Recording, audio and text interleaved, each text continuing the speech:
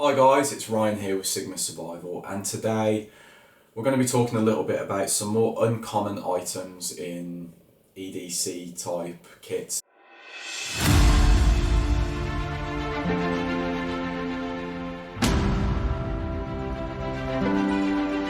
I'm not saying that you have to carry every single one of these items, but generally speaking, having them when you need them is going to be a lifesaver as opposed to not having them when you need them. So stay tuned guys, it's going to be a great video. So EDC kit items, they tend to be very specific to a person's daily needs, to their environment, wherever they live in. So a person in a colder climate will have a different EDC kit to someone in a warmer climate. A person in the US or in a country where they need to carry a firearm for self-defense will be different to a country like here in the UK where firearms are not very common and weapons for self-defense are not legal to carry. So it varies very much so based on the environment that you're in. If you are in an area where you might need to abseil, think about the item that I put forward. If you're in an area where violent crime is a factor, maybe think about the item that I'm talking about for that. So let's get into it. Let's look at the first item. So I've found that there's different categories of EDC. There's no two EDCs that are the same, generally speaking, unless you buy a generic kit off the internet, which, to be honest, I wouldn't recommend doing. I would recommend taking what you need and buying better quality items, that you can sort of field test, as it were, every day, because these are everyday items that you shouldn't be carrying, but depends on the situation. Okay, so first things first, let's get into what you should carry for a good EDC. So most EDC kits that I see, they cover the basics very well, and they may cover like one or two specialist sort of skill sets or areas. So for example, I see a lot of the time when people are creating EDC kits, generally speaking, there's one of two categories. So they've got everything that they need for everyday life. So if they're in a suburban or urban area, they'll have a pen, if it's America, they might carry a firearm with an extra magazine, they might carry a knife of some sort, and they might carry like a flashlight, and that's, generally speaking, that's a good set of things to carry. The self-protection item, there's some multiple purpose items in there. But there's other videos where people have got maybe pouches or pocket kits where they're showing what I like to call the 5 C's of survivability. I learned that from Dave Canterbury's videos years and years ago, and I've been following that rule ever since. So a cutting tool, that is probably the most important thing to have, some kind of knife. A multi-tool can work quite well for everyday carry, a pocket size one. You need a combustion tool, whether if it's a flint and steel, a Bic lighter, matches, preferably, all 3 of those things if you've got the means to carry it, but if it's a pocket kit, just one. You need some kind of container, so some kind of water bottle, preferably something that you can boil water in, or some kind of means of purifying water on top of that. You need to have cover from the elements. Okay, that is super important because that just comes down to the general clothing that you're wearing. I like to carry a foil blanket as well, whether if that's in my pocket, a coat pocket, or my backpack. And last but not least, cordage. Okay, I generally, when I'm out and about, I tend to wear cordage around my wrist, just 550 paracord, and it basically has the 9 strands in it, and it's that cordage is around about a foot long, so I've got 10 feet of cordage with the sheath when it's unwound and tied together. So generally speaking, that's always on my wrist, although today I don't have it on. On the front of cordage, while we're still on that topic slightly, this is a specialised type of paracord that has fishing line, it has cotton thread and a waxed tinder in it, like tinder line that can be pulled apart, and it's got wax, so it's combustible. And it's either got 6 or 9 of the normal sort of parachute cords strands in there. So essentially I would highly recommend getting some of this. This is, I believe, 30 meters long. I will be doing a test on this soon in a safe sort of way to see if this can be abseiled on, because 30 meters of this cord would be super useful if it's strong enough for short, small sort of abseils. And I'd highly recommend changing your boot or shoelaces out for this stuff. It's why I got the colour black. So just bear in mind that there is cordage out there that's super tech these days. And I'll tell you what, I'll put a link for where I got this from in the description. So the 5 C's of survivability are the most important things to carry. I always carry those things. What I'm going to talk about today are items that can be complementary or are a bit more specialised. So let's get into that and exactly what I'm talking about. Here I have a climbing grade carabiner. This is a non-locking carabiner. It is not one that I would carry, but the one that I do carry is in with the climbing kit. So if I'm out and about in an area where I might need to abseil, or I'm in an area where there's height involved, having a carabiner is super useful. Aside from all the other uses of a carabiner, for everything from an improvised self-defense weapon to, you know, clipping things onto a bag, or clipping up an IV bag line, or whatever it is that I'm using this for, you know, the climbing aspect, to have a climbing grade locking carabiner, the locking one is in with my climbing kit currently. You can't beat this, guys. This alone is one thing that everybody should have in their EDC. This would fit easily into a pocket or just onto a belt loop, and essentially this alone you can abseil with. So highly recommend having this. We do have a video coming up, or it might already be posted at this stage, that talks exactly about this, so stay tuned for that and keep your eyes peeled. Okay guys, a good pair of tactical gloves. You know, your hands are everything in a survival situation, and even in an everyday sort of sense, you know, if you injure your hands, you can't work, you can't do everyday tasks.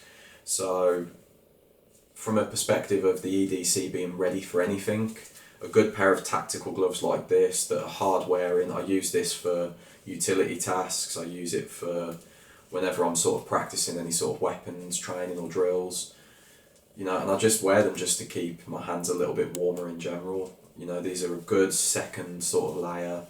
I wear these underneath like some big woolly gloves sometimes in the winter, and my hands are just warm, just fine. So a good pair of tactical gloves. Okay, some people do have this as their EDC, but there's probably quite a few that don't. A SHEMAGH scarf, guys. This is a lifesaver. It can keep you warm, it can keep you cool when the sun's out, it can be used as an improvised towel, you can filter water through this, you can scrape the cotton away and create tinder, you can make a pressure dressing. Guys, you can do so much with a SHEMAGH. Like, the possibilities are endless. It's basically a big square scarf it was used in the desert. Well, it is used in the desert, I should say, but I believe in Iraq and Afghanistan, in those conflicts, like a lot of the NATO troops were starting to wear these because they're so useful. Okay guys, everyday use item that could come in handy is a memory stick, okay? It's also useful for when the shit hits the fan big time, okay?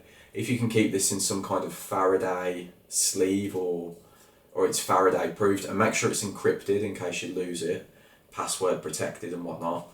But generally speaking, having vital information on a memory stick that you can just hook up to any sort of working computer, you know, you could have everything from your birth certificate, medical records, passport, picture of your passport I should say, things like this, your qualification certificates, things that you know, if your house burnt down tomorrow, would you realistically have all these ready to go?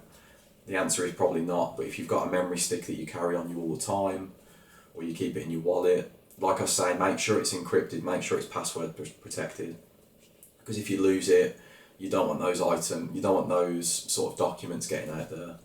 Another thing you can put on these guys is ebooks, documents that are useful, You know, so yeah, you could put survival manuals that are downloadable onto this and then open it up. Given that you've got the means to do that, you might not have the means to do that, but just having this in general is useful. Another sort of tech item is to have some kind of camera that you can put on and wear. Okay, so this is an action cam.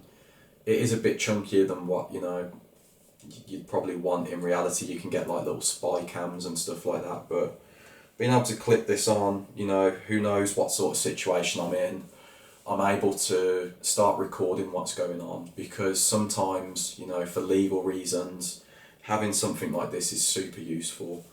You know, you just never know, guys. You never know when, you know, you've stopped by the police and it might be a bad cop that you're dealing with.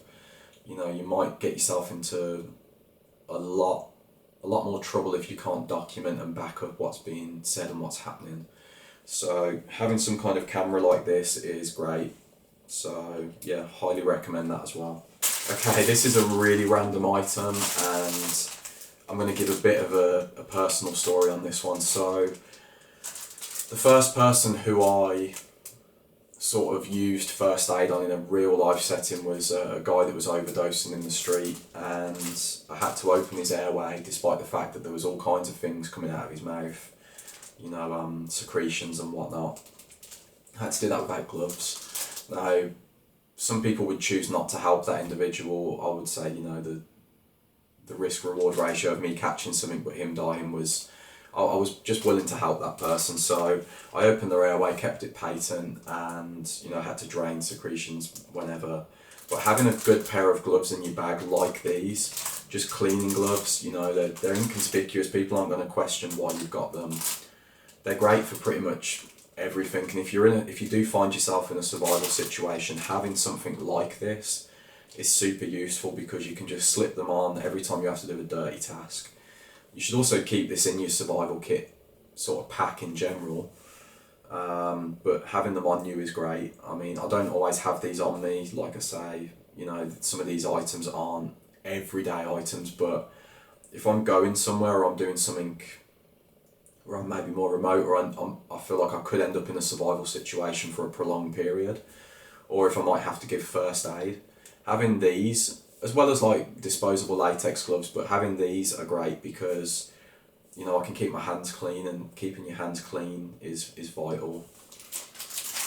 Speaking of first aid, this is an item that's been in my survival kit for quite a while, but it's also more so a first aid item. But you can do pretty much anything with cling film, guys. Okay, I've flat packed this cling film down, so I took the cardboard out of the middle, cut it in half with a knife because it was a full roll, and yeah, I've got a pocket size flat pack cling film that, you know, can just sit in my backpack, and or a first aid pouch or whatever it is, and you don't even notice it's there. But there's a lot of cling film on here. You can do an innumerable amount of tasks when it comes to first aid with this. You could also do lots of things with this in general anyway, guys. You could probably, you know, everything from storing food that you've foraged to, you know, collecting rainwater, creating shelters like this stuff. It's really useful, and I haven't seen anyone actually carrying cling film, probably because they haven't thought to flat pack it yet, but highly recommend that. Random item, but some men do carry these in their wallets. Condoms, okay, so for some people this is an everyday carry item, even though they probably wouldn't put that online, but every survival kit should have condoms in them. You know, there's just so many uses for some stretchy rubber like this, that's, you know, that you can store water in it, you can make a slingshot, you could make improvised weapons by putting rocks in them and swinging them around. So many different things you can use condoms for. In my guidebook that is about stopping bleeding, there is a part where I talk about tourniqueting an amputated finger or a heavily bleeding finger with a glove. You could also do the same with a condom. So yeah, super useful item, ton of uses, you know, and they're pocket size as well, so that's a bonus. So a lot of people carry a pen.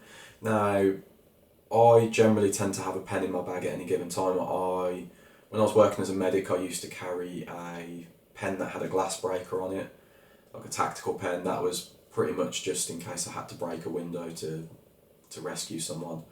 So I recommend those, and they're great for self-defense as well. But having a Sharpie will transfer ink to pretty much any object. So being able to take notes on pretty much anything and ensure that that's going to stay on there, a Sharpie is what you want, or some kind of permanent marker. So highly recommend that as well. Okay guys, tactical weapons. These are knives. These are the cold steel double agents.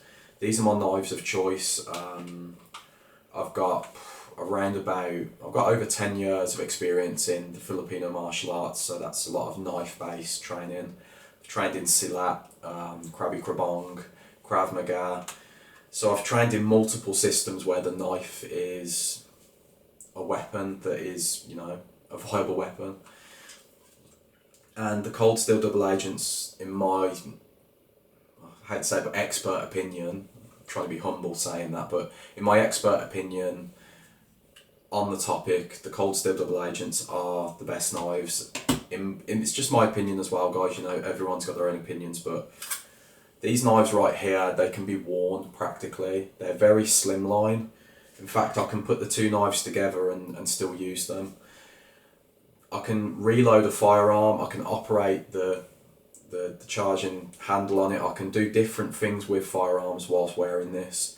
I can open a door handle, I can do fine motor tasks, and I can open my hand and grab.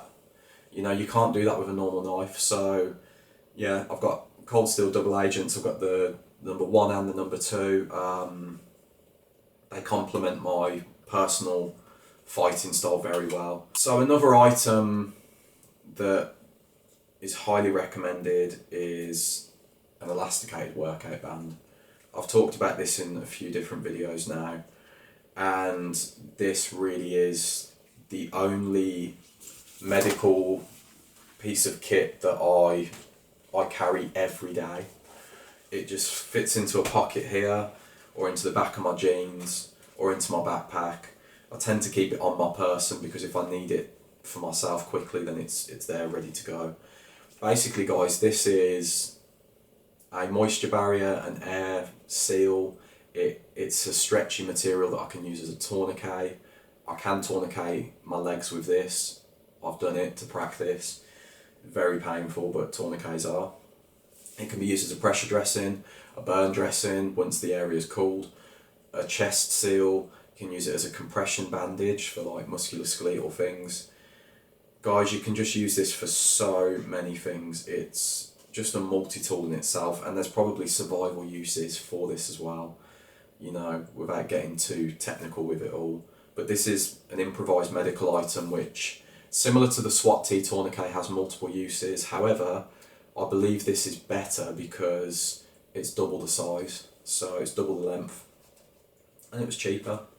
So there's a lot of crazy things that are happening at the moment. There's a lot of crazy threats that are new and emerging. There's CBRNE threats all over the place. Look at what happened in Ohio recently. Look at the nuclear war threat that we're facing. Look at the pandemic that we've just been through, okay? There are multiple chemical, biological, radiological and nuclear threats, and then there's the explosive element of transferring that CBRNE matter across wide areas, i.e. like in Ohio where they set fire to the chemicals. When I was training in both the emergency services and the military sort of settings, I very much was trained in how to survive CBRN, or chemical, biological, radiological and nuclear threats. Okay, and one of the most important items that you've got is a gas mask. This is my gas mask. Now, I don't take this everywhere with me. I probably should, but it does stay next to my bed and it stays in this satchel ready to go. So it's just an old military one. It's from Eastern Europe, and it'll just do the job. Make sure that you fit them to your face. There are more modern versions of gas masks. The price has gone up more recently. Keep a spare filter as well, because you don't know how long you're going to be out in the sort of like the hot zone for. you know, the price has gone up recently, guys, because obviously there's the threat with Russia, there's the threat with, you know, these chemical leaks, there's volcanic eruptions, there's earthquakes where, you know, there'd be a lot of rubble that's kicking up dust. There's so many reasons why you want to protect your face, your eyes, your airway. You need a gas mask, guys, or if you can't get a gas mask, let me show you an alternative that might just protect your airway. So here are just some basic decontamination items. This is the orange bag. I'm going to talk about a few bits of kit that are inside there. Okay, so the first thing is these mask filters here, mask inserts. So these have got some charcoal lining inside them. They're basically designed to fit inside a mask, face mask, and yeah, I would highly recommend carrying these. They take up no weight, they take up hardly any space. There's there's about 10 or so of these in here, without me being too accurate. You could literally just, you know, fold up your SHEMAGH, fold these into the SHEMAGH, tie them in, and cover your mouth and nose with these in the event of a chemical, biological, radiological or nuclear event. So these stay in my radiation sort of kit, as it were, as PPE. Another item that another few decontamination items you could look at is Fuller's Earth, guys. This is what I was trained with in the British Army to decontaminate against CBRNE contamination on your body. So having Fuller's Earth that you can decontaminate with is a bonus. Saline, guys. Saline eye wash, okay? I keep 500 mils because in the event of a CBRN attack, I would want to be washing my eyes out because they're mucous membranes. I would want to be irrigating my nasal passage because also mucous membranes, that can get the agent, the chemical agent or the radiological agent into my bloodstream. I don't want that. I want to minimise that risk. So by cleaning that area out if I've been exposed, great. And I'll probably also wash my ears out, the insides of my ears, especially if it was something like nuclear fallout or something like that. So generally speaking, yeah, washing your face off, your eyes, inside your nose and your ears. 500 mils would probably be a good amount to do that. So eye wash, guys, a great item for decontamination also. Drop me a comment, let me know what you think of these items. Maybe you carry these items in particular.